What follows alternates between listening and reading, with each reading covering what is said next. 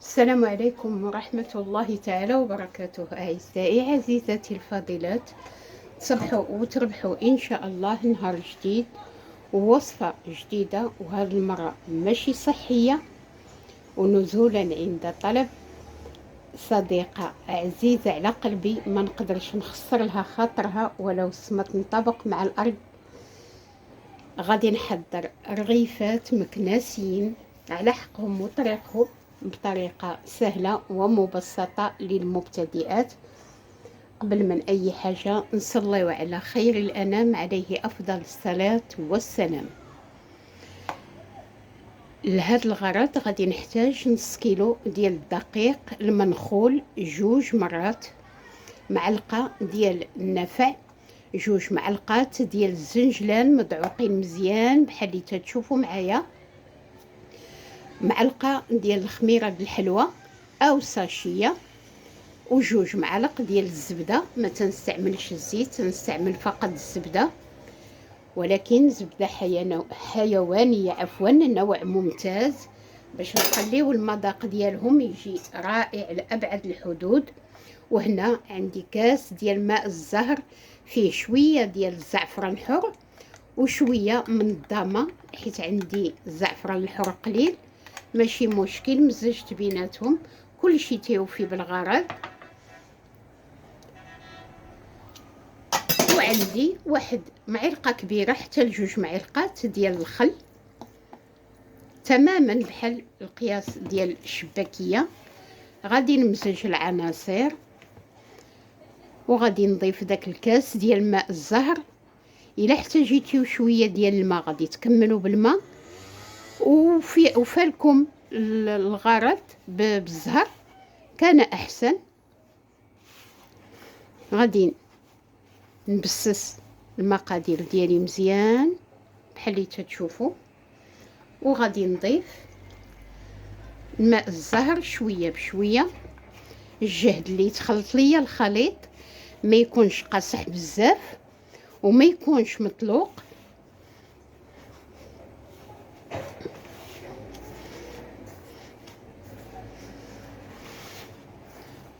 هاد الرغيفات ما يمكنش تخلى منهم طاولات العيد.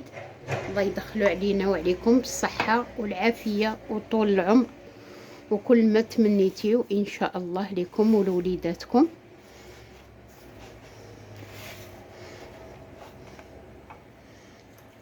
ما كفانيش ماء الزهر، مضطرة نزيد واحد شوية الماء، ما كاينش مشكل.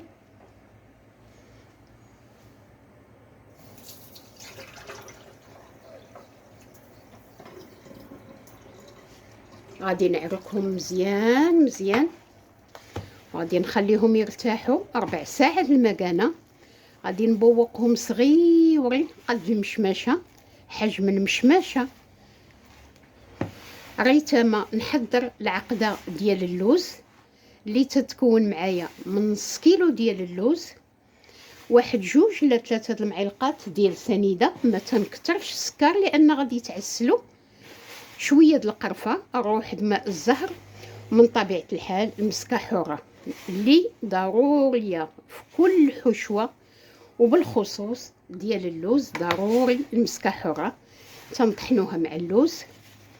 غادي نعرك المقادير ديالي مزيان مزيان حتى تدلك صح اللي يتمكن، وغادي نلويها في السيلوفان نخليها ترتاح 4 ساعات ونرجع نتلاقى معكم عزيزاتي.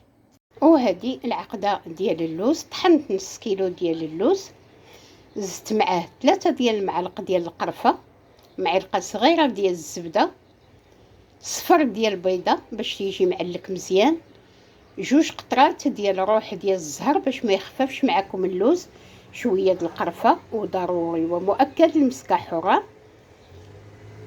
خلطته مزيان وعركته مزيان. غادي نحضر الرغيفه ديالي، وكل وحده غندير فيها كويره ديال اللوز ونرجع نتلاقى معكم. هكا حضرت مسمنات ديالي صغيورين قد المشماشه بحال اللي تشوفوا معايا. غادي نطلقهم وحده بوحده، وغادي ندير فيهم كويره ديال العقده ديال اللوز ونتنيهم على شكل مسمنات عاديين. كنا تنعرفوا نحضروا المسمن باقي ما ارتاحوش معايا، غادي نخليهم يرتاحوا مزيان. عاد غادي نطلق المسمنات ديالي رقاق حتى يبان سطح العمل. نديرو قريصه ديال اللوز ونثنيوهم ونحتفظوا بهم. من بعد غادي نقليهم وغادي نعسلهم ان شاء الله. وانتم معايا لحظه بلحظه فقط، خليوهم يرتاحوا باش ما يعذبوكمش. باقي ما ارتاحوش بصفه نهائيه، غادي نخليهم 21 دقيقه. عاد غادي نرجع نحضر المسمنات ديالي. وهادو المسمنات ديالي بعد ما حضرتهم صبحوا جاهزين معايا. غطيتهم بالسيلوفان، غادي نخليهم حتى بعد الافطار ان شاء الله. عاد غادي نقليهم ونعسلهم ونرجع نتلاقى معكم في التقديم النهائي ان شاء الله. كما غادي نحضر معكم عزيزاتي وصفه صحيه امنه لاصحاب الحميه والاصحاب السكري وجميع انواع الدايت. تلبينه النبويه، خير غداء عند الرسول صلى الله عليه وسلم. عندي هنا 4 الكيسان ديال الماء، وهنا عندي 5 المعالق ديال الشعير عامرين مزيان.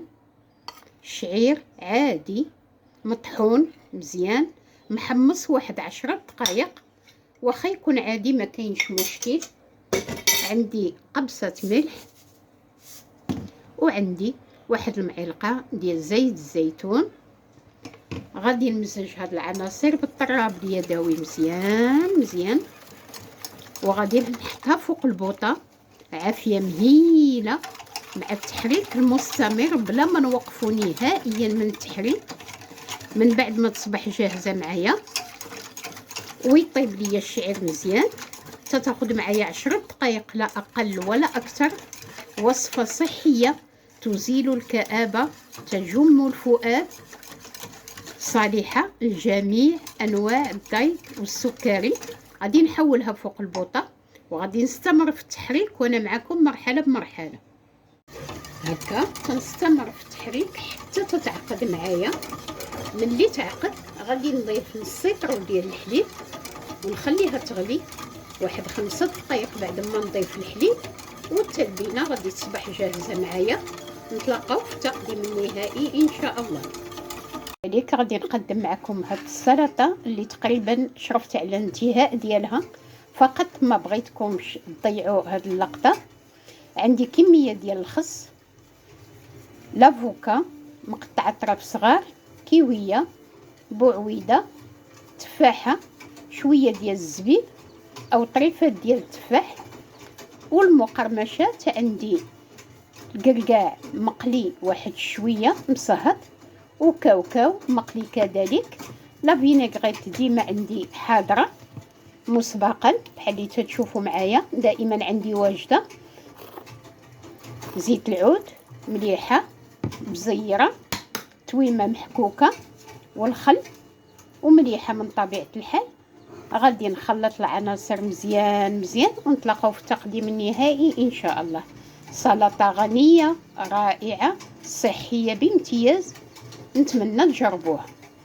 بعد ما وصلت لهذا القوام بحال اللي تشوفوا معايا وعقدات، غادي نضيف الحليب وانا تنحرك، ما نهداش من التحرك بحال اللي تشوفوا معايا. غادي نخليها تغلي 10 دقائق صافي، وغادي نتلاقاو في التقديم النهائي ان شاء الله. وهذه السلطه ديالي بعد ما صبحت جاهزه، سلطه رائعه صحيه امنه لاصحاب الحميه ولاصحاب السكري، تغنيكم على كل شيء. طبق متكامل بما تحمل الكلمه من معنى.